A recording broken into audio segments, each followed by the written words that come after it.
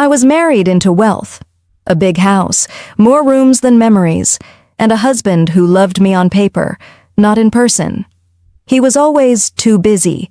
Meetings, flights, social events I wasn't invited to anymore. So I filled my silence with tea. Every day at 5 p.m., like a ritual. And that's how it started, with tea. His name was Rafiq, barely 26. Quiet, respectful. He was new.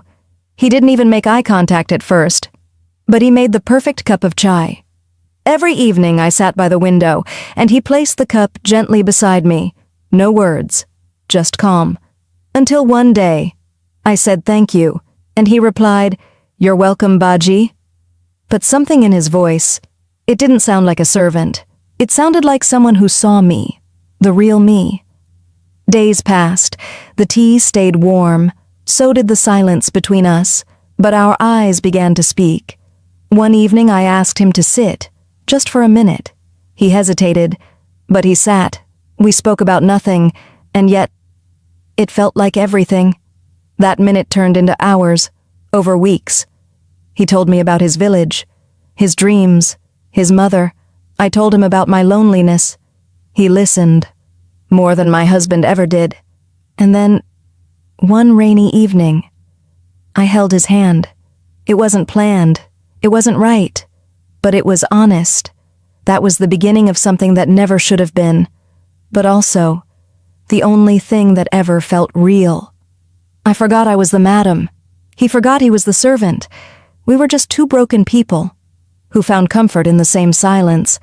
But love doesn't survive in shadows, and secrets have a strange way of opening doors you never locked. My door was about to be kicked open. I wish I could say we were careful, but love makes you stupid. You forget who's watching, who's listening, who's waiting to destroy what little peace you found. It happened on a Sunday. My husband came home unannounced, not because he missed me, but because he forgot his passport. I was in the garden. Rafiq was sitting beside me, too close, too familiar. We weren't touching, but our silence was loud enough. She inhales slowly, remembering. My husband didn't say a word. He walked past us, went upstairs, and packed more than just a passport. He packed rage, humiliation, control. That night, I heard him shouting, not at me, at Rafiq, and then I heard the slap. I ran to stop him, screaming, but it was too late. Rafiq didn't defend himself. He just stood there, tears in his eyes, not because he was afraid, but because I was. Her voice cracks slightly. My husband gave him 30 minutes to disappear, from the house, from my life, from our story, and like a ghost, Rafiq left without a word.